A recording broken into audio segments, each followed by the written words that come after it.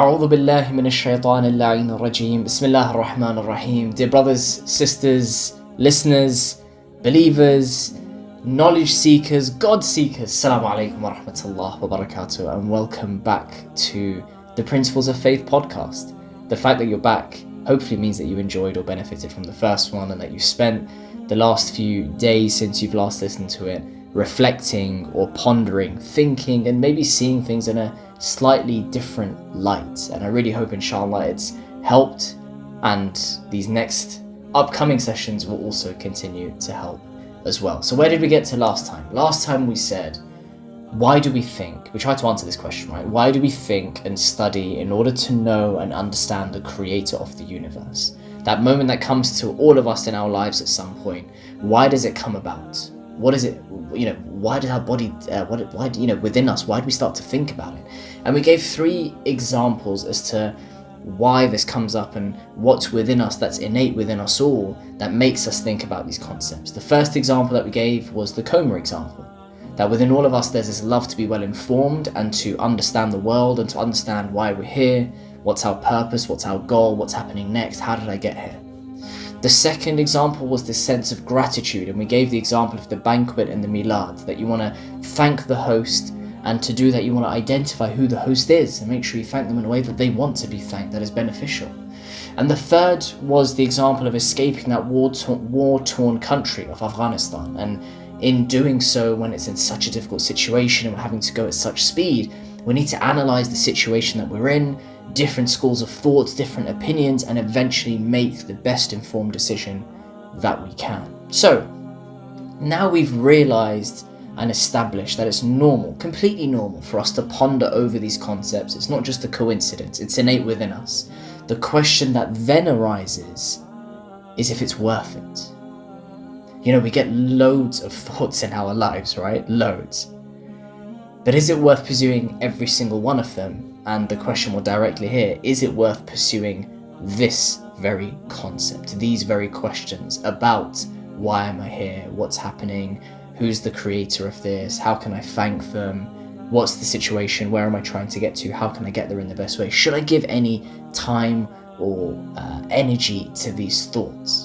And to evaluate this, we'd probably want to know, well, what value could come from understanding this creator that we keep questioning if it exists, or this belief in God, or if we call it theism. What value actually comes of this? If I do go and find out who the host is, what value would come of that? If I do try and figure out what my purpose is and why I'm here and how I got here, what value comes from that? So what value comes from believing in a God, or what value comes from theism? And Ayatollah Naser Makarem Shirazi, he looks at and presents 4 impacts that this belief has on our lives. The first that we'll cover is the advancement of knowledge. The second is around endeavors and hopes. And the third that will also kind of merge into the second is a peace of mind. And the fourth is a sense of responsibility and accountability. And we'll go through each of these, inshallah. So here we go. What's the impact of knowing God in our lives? Point 1. The advancement of knowledge. Now, that's a really random claim, right? How can we link this concept of believing in a God, theism, advancing knowledge? That's a big claim. So let's try and break this down. How does this all patch up? How is the value of thinking about God, believing in a God, going to advance knowledge? Let's take this example. Let's say that a friend, a close friend of yours, has brought to you a book. And he's come, he's like, hey, I've just travelled and I've brought you this book. I bought it whilst I was out there. It's as a gift to you. And he says, look, this book was written by an amazing, ingenious, all-knowing author, like an exceptional person. Anyone with a logical head would be all over it, right? You'd be analysing every little detail night and day. You wouldn't put it down. Every single letter would mean something. Every sentence would mean something. Every page would mean something. You'd just be all over it. On the contrary, if it was an average author, like let's say I wrote the book, you really wouldn't be as bothered, right? Like, okay, cool, whatever, he's put a few things together, I'll skim it if you're lucky. But When he tells you, no, this is like the best of the best of the best of minds that I've ever come across, and they've put pen to paper, you're going to want to analyze every single little detail.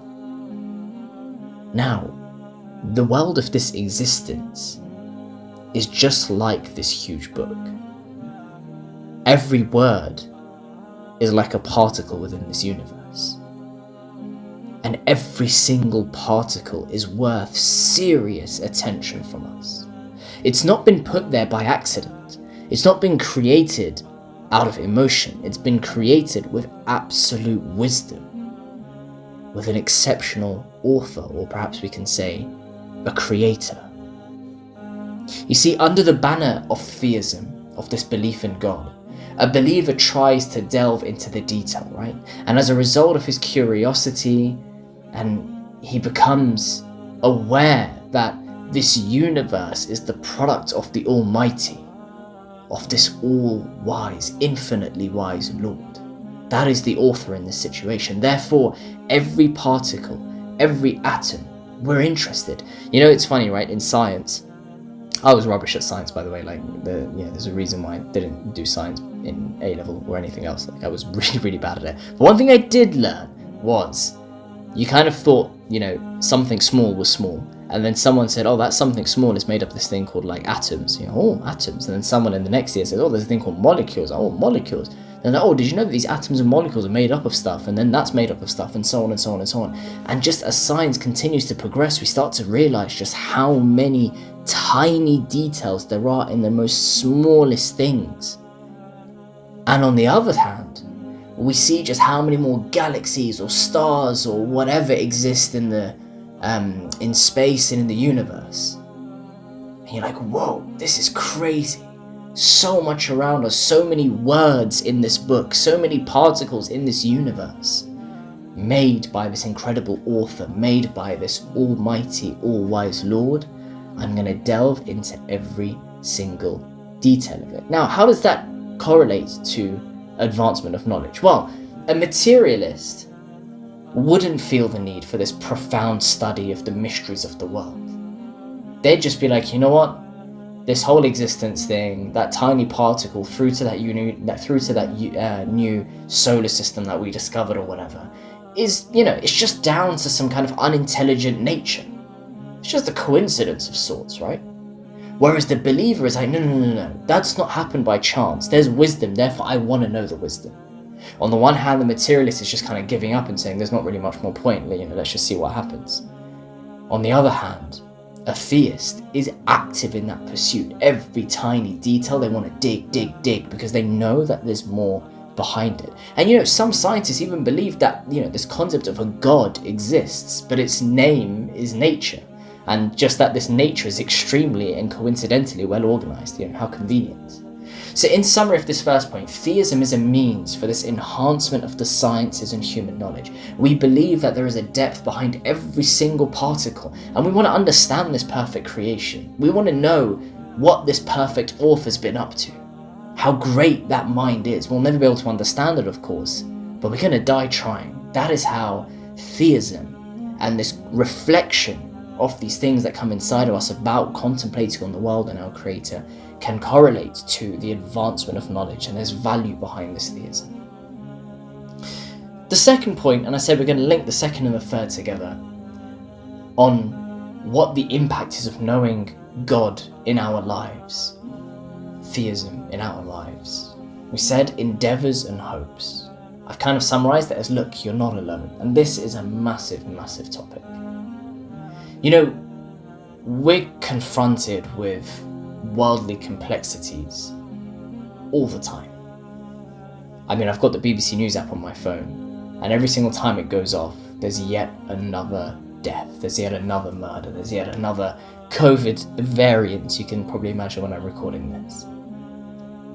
Or maybe it's an email that you've lost a job, or it's a message saying that a family member's passed away. Maybe it's a message of a really close loved one saying that, they want to cut ties with you. And sometimes you just feel alone, right? In those moments, there is this belief in God, this theism that we have, it just comes to our rescue. And it enables us to just face our problems. Those who believe in God, they don't see themselves as lonely and alone or helpless in those moments. They have something that no one can take away from them in that moment, and that is that belief in God. Because God's power and might is beyond every single obstacle. No hurdle exists for God, right? You could be in the toughest of situations, and we'll mention this in the next session, but you could be in the worst of situations. And yes, you may not be able to do anything about it yourself, but at the end of the day, you have this belief that there's this all-wise, invincible, everlasting, all-powerful creator. That kun fayakun. Be and it is. You'll just get it sorted. No hurdles exist. God steadily kindles this light of hope in the hearts of genuine believers. And as a result, the true believer never becomes hopeless or disappointed. And in that pursuit, we find Allah subhanahu wa ta'ala. And there is a line in Dua Arafat that I absolutely love by Imam Hussein alayhi salam. And to be honest, I wouldn't be surprised if I mention this line like 100 times, or even other lines from Dua Arafat during the series, if Allah gives us the tawfiq. But if you want to understand Tawheed through the words of Imam Hussein alayhi salam, this is one area that you can look into and just be fascinated by. So what does he come out with? Imam Hussein alayhi salam in this dua paints a picture for all of us when we feel alone, but we dig deep. When that tough bit of news comes in, and we feel alone, but we dig deep and we find something. And when we find that thing, the thing that we lost no longer matters. In Dua Arafah we say, مَاذَا وَجَدَ مَنْ فَقَدَكَ. What has he who has lost you found? وَمَا الَّذِي فَقَدَ مَنْ وَجَدَكَ. And what has he who has found you lost? Wow! What a line! What has he who has lost you found? Like seriously, if you've ditched Allah subhanahu wa ta'ala, tell me, what is this new thing that you've got? Some money? 500k? Yeah, it'll be gone in a second. Or you got a new jumper? Yeah, it'll be gone in a second. Or you found a partner? Yeah, it'll be gone in a second. You gave up Allah for that? And on the other hand, and what has he who has found you lost? Oh, you lost a group of friends, but you found Allah subhanahu wa ta'ala in the process?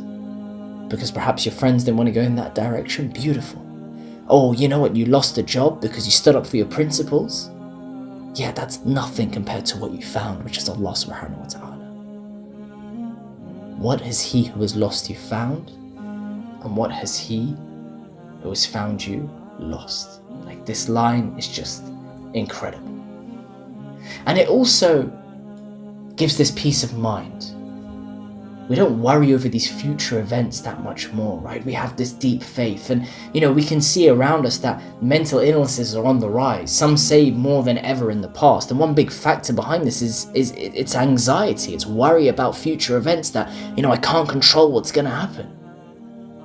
And scientists suggest that one factor that alleviates this worry is faith.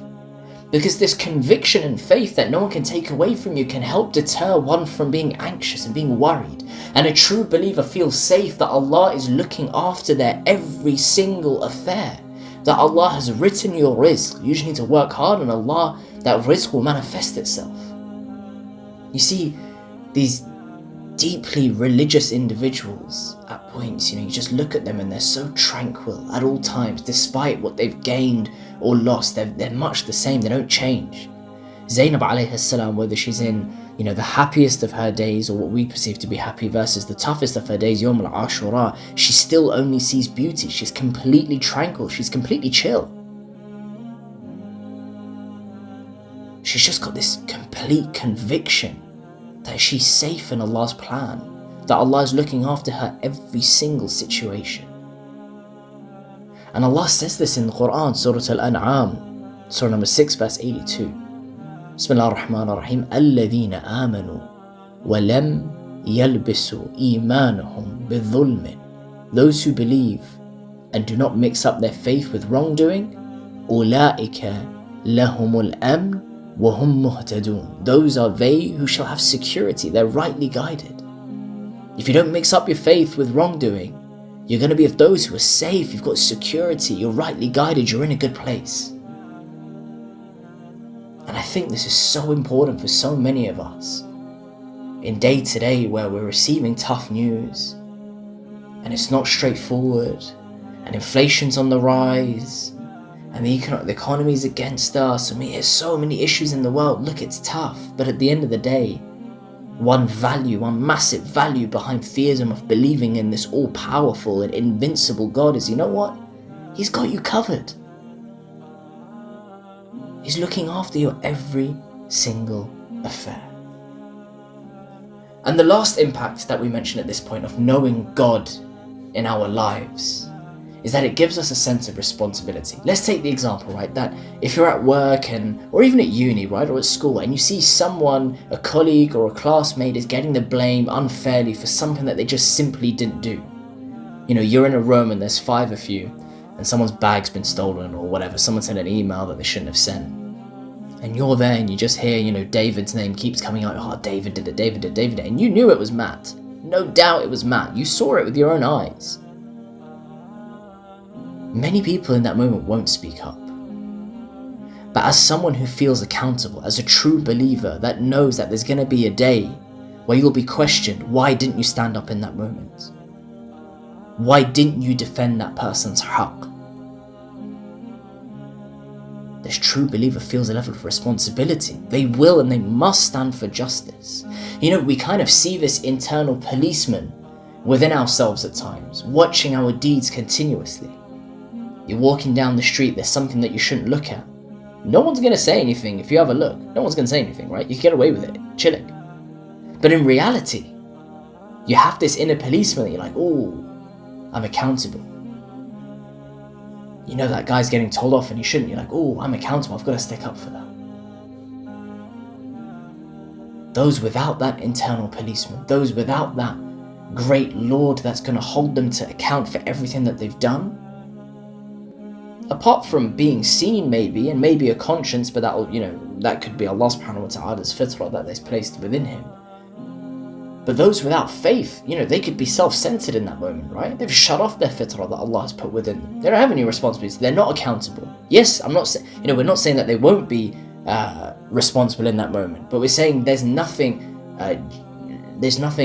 tangible that's going to hold them to account. But you and I, as believers, we know there's going to be Yawm al-Qiyamah. We've got to be ready for that. We're going to be questioned for it. So this value behind believing in this God, in theism, is that we feel this sense of responsibility. It's not just me doing right when people are watching, it's me doing right at every single moment of my life with everything that this incredible Creator has given me that I really don't deserve. So just to step back and conclude, we said last time that there are reasons why we think and study in order to know and understand the Creator of the universe. We're curious, there's a sense of gratitude, and we want to analyze and do the best in every situation that we can. And in today's session, we said, look, is there any value in actually giving any time or feeling or energy to those thoughts? And we've said, well, look, if we do so, it's going to help with the advancement of knowledge, because we believe that there's amazing wisdom behind every single tiny little particle in this world, because it's been made by an all-wise Creator, and we're curious. It's not just down to luck. And we said that it also helps us with our endeavors and hopes and peace of mind, because we know Allah has got our affairs in order and we're safe. We're never in a bad situation. Your mum chucks you in the pool to help you swim, but you know you're safe in every single moment. Yes, you may feel like you're drowning, but she's given you the armband, she's given you the lifeguard, she's given you everything, and you know she'll be there if need be. The same way Allah subhanahu wa ta'ala has put you in this situation, He's there, He's got all of your affairs sorted. And when you're in the swimming pool, you come out eventually a few years later learning how to swim. And in this difficult moment, Allah teaches on the other side patience, for example. And the last point that we mentioned is that it gives us a sense of responsibility and a sense of accountability that perhaps we wouldn't have otherwise. This inner policeman where we patrol ourselves. Our fitrah wants to do right. Allah has instilled that within us. So that brings us to the end of session 2. As ever, if there was any benefit from this, please pray for Ayatollah Naser Makarem Shirazi, whose content this is. Any mistakes, let me know so I can rectify it, and that was not my intention, so please forgive me. And hopefully, you will join us for the next session as well, session 3. Pray for one another, pray for the Imam of our time, may Allah hasten his reappearance, and inshallah we'll see you then. Assalamu alaikum wa rahmatullah wa barakatuh.